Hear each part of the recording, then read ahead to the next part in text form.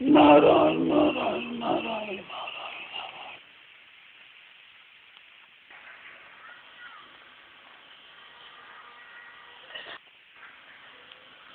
क्या सुना? एक वो पहले तो आपकी कोई मनना है, आपकी कोई मनना आई तो मैंने आप बताओ। वो अभी परिशिष्ट पढ़ा था है? वो परिशिष्ट 7 से 11 12 वाला। हाँ। इसमें एक बात आई थी, उसका थोड़ा खुलासा चाहते थे। हाँ। कि तत्व ज्ञान मार्ग में ब्रह्म और जीव ये अभेद होते हैं। हाँ। और वहाँ तात्विक एकता होती है। हाँ। और भक्ति मार्ग में आत्मीय एकता होती है। हाँ। और वहाँ एक होकर दो होते हैं। हाँ। और वहाँ दो होकर एक होते हैं। हाँ। तो प्रश्न ये है कि एक होकर दो तो होते नहीं, पहले से दो हैं। हाँ। तो वो एक होकर दो कैसे होते हैं प्रेम करने के लिए? ये बात पूरी स्पष्ट समझ में नहीं आई, इसीलिए आप उसी से।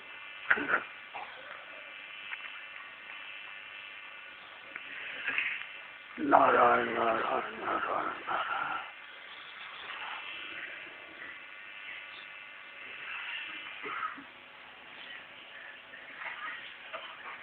देखो भाई, पारमार्थिक बातें बड़ी गहरी है। उन बातों की समझने की बहुत बड़ी आवश्यकता है।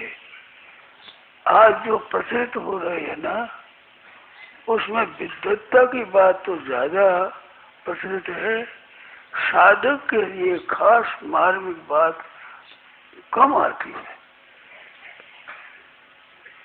भगवद गीता में पारमार्थिक बात मुख्य है, साधक के लिए बात मुख्य है। गीता में दार्शनिक दृष्टि कम है, पारमार्थिक बात के साथ दार्शनिक दृष्टि है।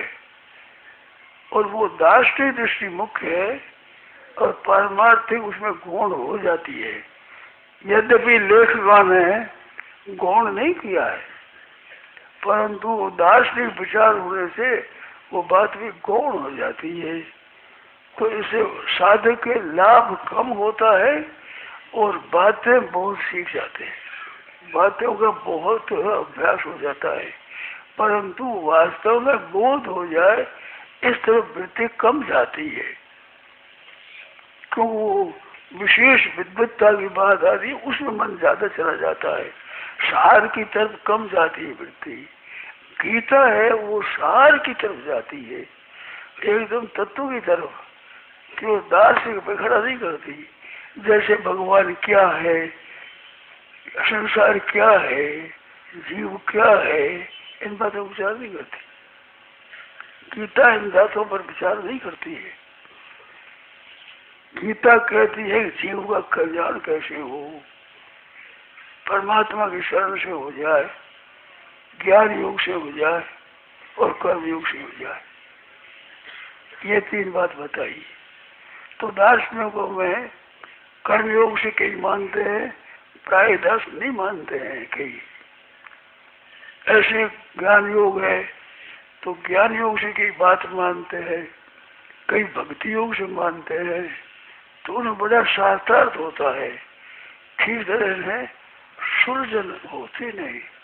विद्यार्थी की, साधक की ऐसी विशेष शक्ति नहीं है कि जिसमें निर्णय कर ले, उसमें शास्त्र को पढ़ करके निर्णय कर ले। ये कठिन बात है। अपनी अपनी दृष्टि से, अपने अपने विचार से धुन में चलते हैं और वो संतोष करते हैं। एक संतोष करना होता है, एक संतोष हो जाता है। तो हो जाता है वो संतोष बहुत कम देखने में आता है। वो सीख जा करके संतोष कर लेते हैं, उसमें मान लेते हैं, पर वो मानी बात चलेगी कब तक? और भगवत गीता के अनुसार चले तो उसमें विशेष होता है। गीता के ऊपर भी टीकाएं हैं, वो शास्त्रीय टीकाएं हैं। ऐसी टीकाएं हो गई जिसमें मूल की तरफ ध्यान नहीं जाता है। अपने दर्शनों को पढ़ करके दर्शनों के अनुसार ही गीता की टीका लिखी है। इस वास्ते उन लोगों में ये प्रसिद्ध है कि दार्शनिक बातें पढ़े बिना गीता समझ में नहीं आती। गीता समझ में तब आएगी जब आप दार्शनिक बातों को पढ़ोगे। वो दर्शन समझ लोगे फिर गीता समझ में आएगी। तो ऐसी बातें मैंने भी सुनी है, मैंने भी पढ़ी है, परंतु मेरे मन में ये आती है कि दार्शनिक बातें पढ़ने के बाद गीता समझ में नहीं आती। वो उसी तरह से ढूंढेगा जैसे शास्त्रों में पढ़ा है, उसी तरह से गीता में ढूंढेगा, और उस तरह से विवेचन है उसमें, तो उसमें ही उसमें रहेगा गीता का भाव यही है, ऐसा ही वो समझेगा। परंतु गीता में भाव बहुत सुगमता से परमात्मा की प्राप्ति हो जाए, ये विषय है गीता में। इस दार्शनिकों की जरूरत नहीं है, इतनी बात सीखने की जरूरत नहीं है, बहुत जल्दी कल्याण हो जाए। क्योंकि युद्ध का मौका था और युद्ध चलाई बस जो 42 अध्याय में, और ये गीता पूरी हुई तो 43 अध्याय में युद्ध से गए, 44 में शुरू हो गया युद्ध भीष्म पर्व के। तो इतने समय में जो कहा तो भगवान ने बहुत संक्षेप से बहुत बढ़िया बातें बताई कि जिससे जीव का कल्याण हो जाए। यह श्रेयस या निश्चितम भूतन में अर्जुन ने 3 बार कहा निश्चित से, दूसरा 7वें में, तीसरा में, 5वें, 3 अध्यायों में निश्चित से पूछा, निश्चित से आकाश सिद्धांत बिल्कुल रामबाण उपाय ऐसा मेरे को बताइए। तो ऐसी बातें भगवान ने बताई जिससे कल्याण जरूर हो जाए। तो कर्मयोग की बात बताई, कार्यों की बताई और भक्ति योग की बात बताई। अब ये बात मैं इस तरह से यहीं छोड़ देता हूँ। आपका प्रश्न है कि ज्ञान योग में 2 के तो 1 होते हैं और भक्ति योग में 1 के 2 होते हैं, ये बात खास। तात्विक एकता है वहाँ या आत्मीय एकता है? हाँ, वहाँ तात्विक एकता है, वहाँ आत्मीय एकता है। तो ज्ञान योग के द्वारा जो एकता होती है, आप लोगों से मैं क्षमा मांग लेता हूँ, मैं अपनी समझ के अनुसार कहता हूँ, आप लोगों को विक्षेप न हो, इस बात पर आप लोग क्षमा करें। मैं जो समझा हूँ समझते समझते समझा हूँ, अभी तो उत्तर समझा हूँ, इतना मैं ये नहीं कहता हूँ मैं समझ गया पूरा, ऐसा नहीं कहता हूँ, परंतु मेरे को दिखते हैं विलक्षण रीति से दिखता है। तो वो क्या है कि जो ब्रह्म की प्राप्ति कहते हैं, वो ब्रह्म की प्राप्ति क्या आता है, ये जो जीव संपूर्ण जितने जीव है उन जीवों का जो शुद्ध स्वरूप है एक बिंदु, उसका नाम ब्रह्म है।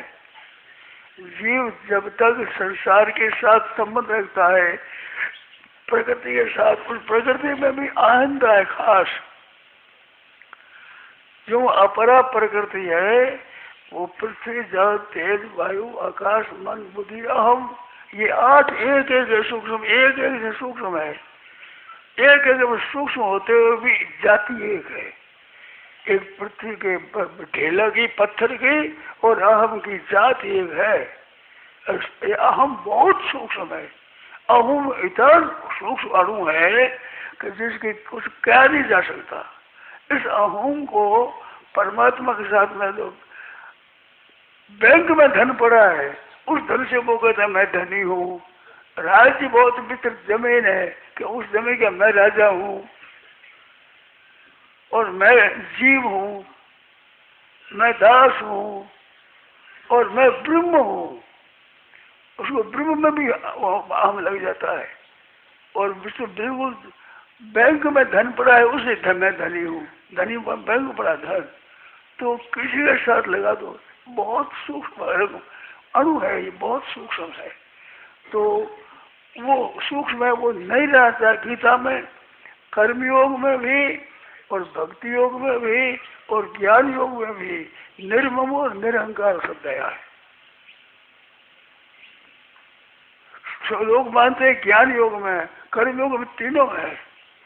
कर्मयोग में भी निर्मम निरहंकार से शांति में गच्छति, कर्मयोग में शांति मिलती है और ज्ञान योग में बोध मिलता है, तब तो ज्ञान होता है। और भक्ति मार्ग में भक्ति मिलती है, भगवान की आरती में भक्ति मिलती है, प्रेम मिलता है। तो शांति मिलने के बाद ही ठीक हो जाता है, और शांति अगर बोध होने में ठीक हो जाता है, और प्रेम मिलने में ठीक हो जाता है, तो मुक्ति हो जाएगी। परंतु जो प्रेम में विलक्षणता है वो और तरह की है। तो वो कर्म योग में शांति मिलती है, अंत में शांति। अशांति संसार के संबंध से है, अशांति दुख संताप जलन संसार के संबंध से है। संसार के संबंध छूटते ही शांति हो जाती है। तो वो दुख के संयोग का भी योग हुआ, ध्यान योग से भी और कर्म योग से भी। तो दुख के संयोग भी होने से शांति मिल गई। जैसे बहुत थकावट हुआ जो आराम मिल जाए, ऐसे संसार का संबंध छूटते ही शांति मिल जाती है, और शांति में परा शांति मिल मुक्ति हो जाती है। तो कर्मयोग का और ज्ञान योग का परिणाम एक होता है। ये हरेक दार्शनिक मानेगा नहीं, ये मैं तो विलक्षण है, दोनों में एकता बदी तत्व एक बप्या से सम्यक उभयोर विन्दते फलम। संन्यास पूछा, एक संन्यास कर्मणांकरण से पुनर्योग से संससी यश्रे एति और एक जो सेठ हो गए, कई अर्जुन का प्रश्न है। तो भगवान कहते हैं दोनों कल्याण करने वाले हैं। तो दोनों में परिणाम में एक तत्व मिलता है, कर्मयोग के द्वारा और ज्ञान योग के द्वारा। भक्ति योग के द्वारा और बात है। साधक संजीव ने लिखी, उसके बाद भी मेरे को बात पड़ी है। इसमें ये मत समझो आप कि वेदांत के ग्रंथ है, अद्वैत सिद्धांत के ग्रंथ है, दार्शनिक ग्रंथ है, उससे कल्याण नहीं होता। बिल्कुल कल्याण होता है, मेरा भी दृढ़ विश्वास है, इसमें संदेह नहीं है। ऐसे साधक संजीव ने लिखा है, तो मैंने अपनी तरफ से कमी नहीं रखी है, परंतु फिर मेरे को नई नई बात और पैदा होती है। वो नई पैदा होने से वो साधक समझने का परिशिष्ट लिखा है। तो उसमें 7 से 12 अध्याय तो लिख दिया है, और दूसरे अध्याय भी लिख रहे हैं, वो भी जल्दी हो सकता है।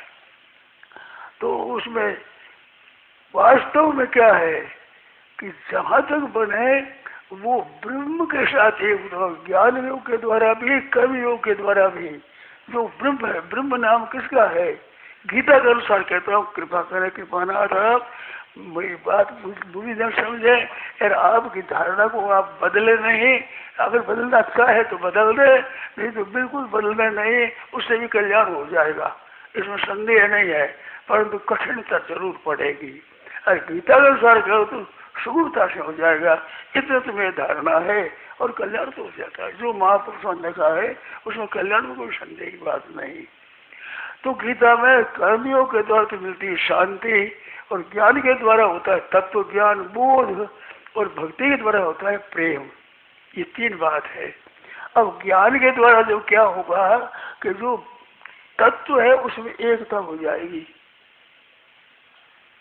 और इसके द्वारा क्या होता है ज्ञान योग के द्वारा, कर्मयोग के द्वारा वो तत्व के पास जो संसार के छोड़ने की चीज है ना, वो जड़ता के छोड़ने की बात मुख्य है। और इन ज्ञान योग में और कर्म योग में दो बात क्या है? कर्म योग में संसार के संबंध का विच्छेद मुख्य है, और कर्म योग ज्ञान योग में परमात्मा तत्व के साथ में एकता होनी मुख्य है। ये भेद है कर्म योग में ज्ञान योग में। परंतु संसार से संबंध सर्वथा विच्छेद होने पर उस तत्व की प्राप्ति हो जाती है, और तत्व की प्राप्ति होने पर संसार संबंध रहता ही नहीं। इतना कर्मयोग में ज्ञान योग में फर्क है। तो इन दोनों से मुक्ति हो जाती है, इसमें संदेह नहीं किंचित मात्र भी भगवद गीता के अनुसार से। परंतु प्रेम की प्राप्ति है वह और है। प्रेम की प्राप्ति में क्या विलक्षणता होती है? ये होती है प्रेम की प्राप्ति में दार्शनिक भेद नहीं रहता। जैसे द्वैत अद्वैत विशिष्टाद्वैत सब कल्याण करने वाले, परंतु आपस में भेद रहता है। वो मेरी समझ में जो आचार्य हुए हैं, शंकराचार्य, वल्लभाचार्य, रामानुजाचार्य, जो आचार्य हुए हैं, उन आचार्यों में भेद नहीं था। मेरी धारणा है क्या था क्या नहीं पता नहीं, हमें भेद नहीं था।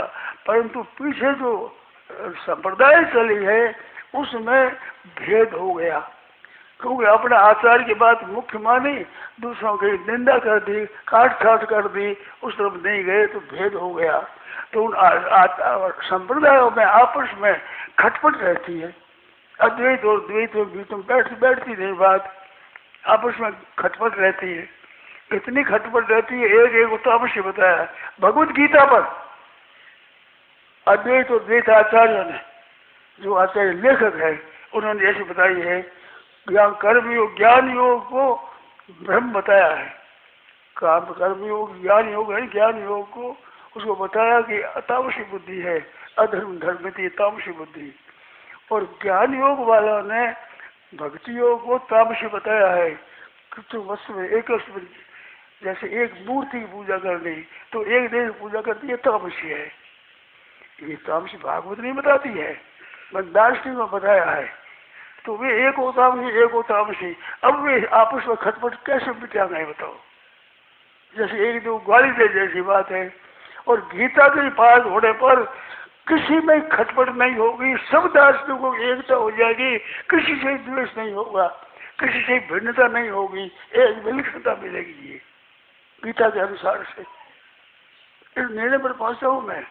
उसका आपस में बड़ा प्रेम होगा, उपासना शुद्ध रहेगी, भक्ति की उपासना अलग है, ज्ञान की अलग है, कर्म योग अलग है, परंतु आपस में प्रेम होगा, स्नेह होगा, वो खटपट नहीं होगी, दूसरे की निंदा नहीं होगी, दूसरे काटछाड़ नहीं होगी। इसमें विशिष्टाद्वैत, शुद्धाद्वैत, द्वैताद्वैत, उनमें जो आचार्य मत है उनमें भी भेद होता है, परंतु गीता के अनुसार वासुदेव सर्वम हो जाता है, इसमें कोई भेद नहीं रहता। किसी दार्शनिक के प्रति, किसी संप्रदाय के प्रति उसे भेद नहीं होता, गीता को ठीक समझे।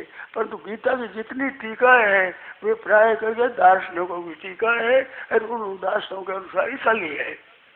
अब गीता के मूल श्लोकों को देखा जाए तो उसमें कुछ दृष्टि मेरी गई है और मेरी जा रही है, विचार कर रहा हूँ, तो उसमें